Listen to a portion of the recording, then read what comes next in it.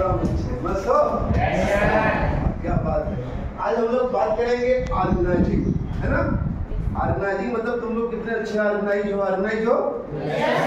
Assembly में भी हम ऑर्गेनाइज होते हैं, अच्छे से क्रमबद्ध रूप में खड़े होते हैं। तो इसी में आज हम सभी लोग 3 टीचर मिलकर आपके लिए एक ही टॉपिक पे अपना अलग अलग प्रेजेंटेशन देंगे।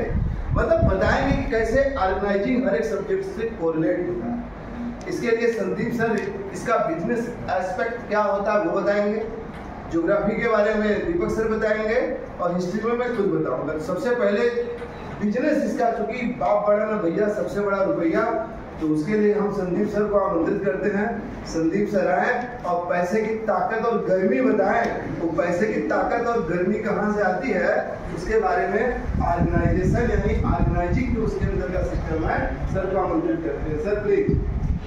धन्यवाद सर। जैसा कि आपने कहा कि क्या हमारे पास टॉपिक है ऑर्गेनाइजिंग। ये ऑर्गेनाइजिंग में हम लोग बिजनेस स्टडीज में पढ़ते हैं। तो बिजनेस में हम लोगों ने इसके पहले एक फंक्शन होता है प्लानिंग। प्लानिंग में पहले वो हमारा एक मेंटल एक्सरसाइज होता है। जो टॉप लेवल मैनेजमेंट है वो सोच विचार करते हैं कि कैसे कैसे काम करना है। उसमें एक्चुअल में हाथ पर चलाना नहीं है, खाली सोचना होता है हमें कि कैसे काम करना होता है, प्लानिंग। उसके बाद का स्टेप है फंक्शंस ऑफ मैनेजमेंट में नेक्स्ट स्टेप, सेकंड स्टेप है ऑर्गेनाइजिंग।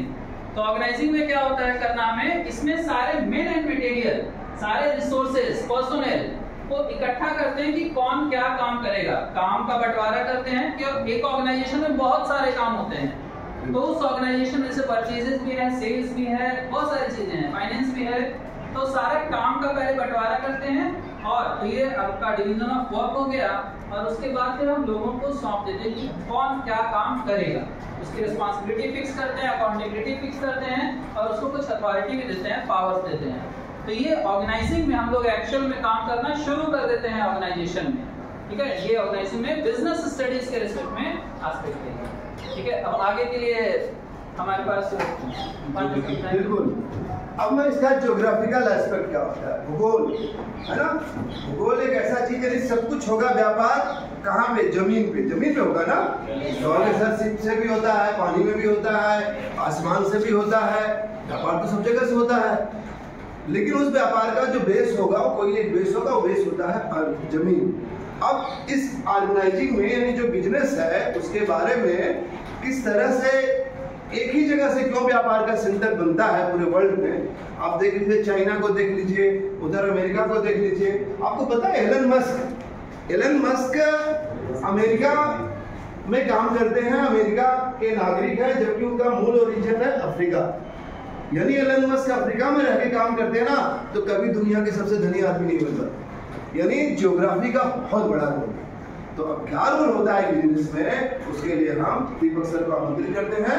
दीपक सर बताएं कि ये भूगोल गोल गोल कैसे है और पैसा भी गोल गोल होता है। Sir please. Hello. Geography influences everything, it touches every aspect of our life. What we eat that is associated with the food crop grown in our region. तो वहाँ सॉइल कैसा है ना, क्लाइमेट कैसी है वहाँ की, वहाँ पे वाटर अवेलेबिलिटी कैसा है, इससे हम वहाँ पे कोई क्रॉप ग्रो कर पाते हैं। और जिस क्षेत्र में जो क्रॉप ज़्यादा ग्रो होगा हमारे फूड हैबिट्स में उसी का स्थान ज़्यादा आएगा। कोस्टल एरियाज को हम देखते हैं वो फिश बेस्ड प्रोडक्ट्स ज़्यादा कंज्यूम करते हैं कि नहीं। प्लेन एरियाज के लोग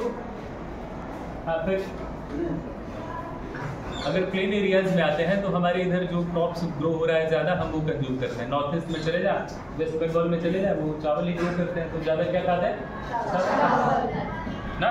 अगर पंजाब हरियाणा में जाए तो वो चावल भी खेती करते हैं, लेकिन चावल उनका कमर्शियल पर्पस होता है, खुद नहीं खाते। ज़्यादा वो वीट प्रोडक्शन पे फोकस करते हैं। ग्रीन रिवॉल्यूशन पे ज़्यादा फायदा उठाया और रबी क्रॉप्स को डेवलप किया। किसी भी चीज़ को ऑर्गेनाइज करने का मतलब है, ये चैप्टर जो ऑर्गेनाइजिंग है, कि उसको हम एक अच्छे सीक्वेंस में अरेंज करें ना, एक प्रॉपर सीक्वेंस बनाएं।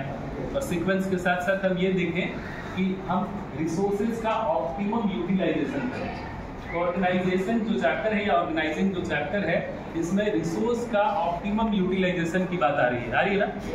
अब किस रीजन में कौन सा नेचुरल रिसोर्स मिलेगा, ये कहाँ से आ रहा है, ज्योग्राफी से। अगर किसी रीजन में हम कोई स्पेसिफिक ट्रेड या कोई बिजनेस सेटअप करते हैं, ऑर्गेनाइज करते हैं, तो हम देखेंगे कि अफ्रीकन रीजन में हम मिनरल बेस्ड बिजनेस इस्टेब्लिश कर पाएंगे कि नहीं, कर पाएंगे ना? मिडिल ईस्ट में कौन सा बिजनेस हमको लगाना फायदेमंद रहेगा? ऑयल लगेगा, रिफाइनरीज लगेंगे, सप्लाई चेन बनेगा। और इसी आधार पे हमने दुनिया में बहुत सारे ट्रेड ब्लॉक्स बनाए, नाफ्टा बनाया ना? कनाडा, यूएसए एंड किसके बीच में? मैक्सिको के बीच में। तो नाफ्टा बना दिया, कितना बड़ा ऑटोमोबाइल का ट्रेड हो रहा है वहाँ, देखिए कितना बड़ा लॉन्ग ना लैंड बाउंड्रीज है उनके पास, इतना लंबा पोर्ट एरियाज है ना, बहुत बड़ा कोस्टल रीजन है कि नहीं तीनों कंट्रीज के पास, चाहे वो कनाडा हो, यूएसए हो या मैक्सिको। ऐसे ही हमने नाफ्टा बनाया अफ्रीकन कॉन्टिनेंट के लिए ना, African continent free trade agreement, जैसे North America free trade agreement को नाफ्टा का वैसे अफ्रीका में बनाया। तो वो किस चीज़ में ज़्यादा डील करेंगे? अफ्रीका में ज़्यादा मिनरल रिसोर्सेज ना। अच्छा मान लो गंगा प्लेन पे आते हैं ना, गैंजेटिक प्लेन्स पे आते हैं, तो यहाँ क्या एग्रीकल्चर एंड एलाइड एक्टिविटीज ज़्यादा प्रोमिनेंट है कि नहीं? तो ये कहाँ से आया? ज्योग्राफी से। हमारे फूड, हमारे कल्चर भी, हम कौन सा फेस्टिवल सेलिब्रेट करते हैं, हम हमारी क्या क्लॉथिंग स्टाइल कैसी है, ये सब ज्योग्राफी डिसाइड करता है। और आप आगे और पढ़ेंगे तो यहाँ तक आप जानेंगे कि ज्योग्राफी से हमारी लैंग्वेज भी शेप होती है। पहाड़ों में रहने वाले लोगों के जो टोन्स है, पीछा वो बहुत ऊंचा होता है, उनको दूर दूर तक बात करनी होती है।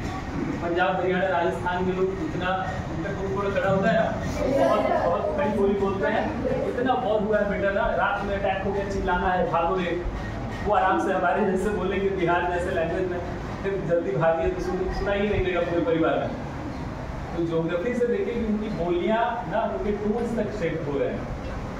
किसी चीज़ को ऑर्गेनाइज करना है, यानी उसका अगर बेस्ट यूज आपको लाना है सामने, तो ज्योग्राफी बहुत ज़्यादा इन्फ्लुएंस करेगा। वहाँ लोकेशन के साथ बिजनेस लगाना है, आसपास में देखेंगे कि बड़ा मार्केट है कि नहीं ना, कोस्टल एरिया है कि नहीं, ट्रेड कनेक्शन कैसा होगा ना, हम ट्रांसपोर्ट एंड कम्युनिकेशन को कैसे डेवलप करेंगे।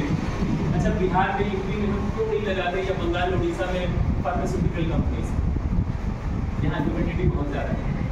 क्लाइमेट भी एक बहुत बड़ा फैक्टर है किसी बिजनेस को सेटअप करने का ना, कि जो सुटेबल वेदर कंडीशंस होगा वहाँ पे। अच्छा हम कहाँ पे? सिक्किम पे लगाते हैं, हिमाचल प्रदेश में, उत्तराखंड में, हमारी सारी फार्मास्यूटिकल कंपनीज यहीं पे है, क्योंकि वहाँ पे ह्यूमिडिटी बहुत कम है। बंगलोर आईटी सेक्टर देख लो, कैलिफोर्निया का एग्जांपल दे सकते हैं कि नहीं? तो ज्योग्राफी हमारे लाइफ के सभी एस्पेक्ट्स को बहुत बढ़िया से टच करता है, कंट्रोल करता है, इन्फ्लुएंस करता है। हम क्या खाते हैं, क्या पहनते हैं, क्या बोलते हैं और क्या ऑर्गेनाइज करेंगे, चाहे वो बिजनेस हो, चाहे वो क्लास का कोई प्रोजेक्ट हो, चाहे स्कूल की असेंबली हो, सभी चीज़ों में ज्योग्राफी कहीं ना कहीं हाँ हमें तो अफेक्ट कर ही रहा है। अब हिस्ट्री में क्या हिस्टोरिकल एस्पेक्ट है ऑर्गेनाइजेशन का, पांडे सर को मैं बुला रहा हूँ, छोटी को बड़ी बात। धन्यवाद सर। देख लिया आप लोगों ने कि ज्योग्राफी में हम इकट्ठा मंगलौर में क्यों हो रहे हैं, सर ने बताया उसका रीजन है ज्योग्राफिकल रीजन, जो वहाँ की ह्यूमिडिटी है। क्योंकि अगर आप आज भी वहाँ जाइए तो टेम्परेचर आपको बड़ा अच्छा मिलेगा, यानी कि कंप्यूटर के जो सॉफ्टवेयर है उनके फेवरेबल मिलेगा। इसीलिए आईटी सेक्टर हमने बंगलौर में इस्टेब्लिश किया, न कि पटना या लखनऊ में इस्टेब्लिश किया। तो इन सब चीज़ों में जब हम हिस्ट्री में घुसते हैं तो मनुष्य की शुरुआत प्रारंभिक होती है और उसके बाद वो संगठन में रहना पसंद करता है। संगठन में रहता है तो एक क्षेत्र से दूसरे क्षेत्र पे कब्जा करता है और जीतता चला जाता है। आपने इसी क्रम में देखा पूरे भारत को एक करने वाला कोई और नहीं था, बिहार। हमारा ये महाजनपद जो 16 महाजनपद हैं उसमें हमारा ये मगध महाजनपद था, जो आपके बगल में, जिसकी राजधानी राजगीर थी। क्यों इन्होंने कब्जा किया पता है? ये संगठित थे, तकनीक का उपयोग कर रहे थे और ज्योग्राफी यानी जो यहाँ आयरन ओर है उससे निकाल के लोहे के हथियार बना रहे थे, और जिसकी वजह से इन्होंने पूरे भारत को जीतना शुरू किया और एक किया। यही कंडीशन आप व्यापार में ले लीजिए। व्यापार में आज भी पूरे दुनिया में भारतीय व्यापारियों में आप देखिए, अडानी अंबानी यानी गुजरातियों का ही जलवा जबरदस्त। रीजन क्या है? ऑर्गेनाइजिंग, यानी एक है। महात्मा गांधी ने, आपको पता होगा, साबरमती आश्रम बनाया गुजरात में। इसलिए नहीं बनाया कि वहाँ पे वो गुजरात के रहने वाले हैं, इसलिए बनाया कि वहाँ के व्यापारी बड़ी इकट्ठा हैं और गांधी जी को हमेशा सपोर्ट मिलता रहेगा। किस चीज़ का? मॉरल सपोर्ट, कॉन्फिडेंस हाई होगा वहाँ के लोगों का, और वो होगा ऑर्गेनाइजेशन उनका कितना अच्छा है गुजरातियों का। तो ये अडानी हो गए, अंबानी हो गए, कोई भी आप मारवाड़ी हो गए, जैन हो गए, ट्रेड जो करते हैं ना, इनका संगठन सबसे ताकतवर होता है। और वैसे भी कहा गया है संघे शक्ति कलयुगे, कलयुग में संघ में ही शक्ति है।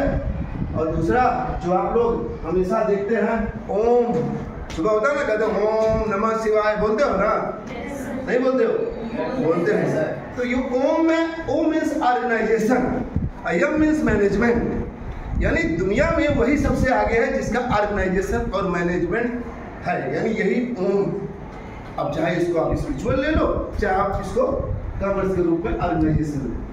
तो चाहे आज एलन मस्क का आप ले लो, चाहे बिल गेट्स का ले लो, चाहे कोई अमेरिकन इकोनॉमी का किसी का ले लो, सबका ऑर्गेनाइजेशन अगर ताकतवर है तो आप सबसे आगे। ये इसका हिस्ट्री एस्पेक्ट था जिसने आपको बताया हिस्ट्री, ज्योग्राफी और कॉमर्स कि कैसे एक होते हुए हम व्यापार करते हैं और व्यापार में किस तरह का फायदा हमें होता है और फिर हम दुनिया में राज करते हैं। ठीक है, तो ये आपका टॉपिक जो कोलैबोरेटिव के तहत हम लोगों ने आपको सिखाने की कोशिश की। आप ऐसे ही हर एक विषय को लीजिए, उसकी अप्लाइड एनालिसिस कीजिए कि वो एनालिटिकल व्यूज क्या होता है, किस तरह से जोड़ता है विषयों को और कैसे काम आता है। ठीक है, ओके, आप सभी लोगों को बहुत बहुत धन्यवाद।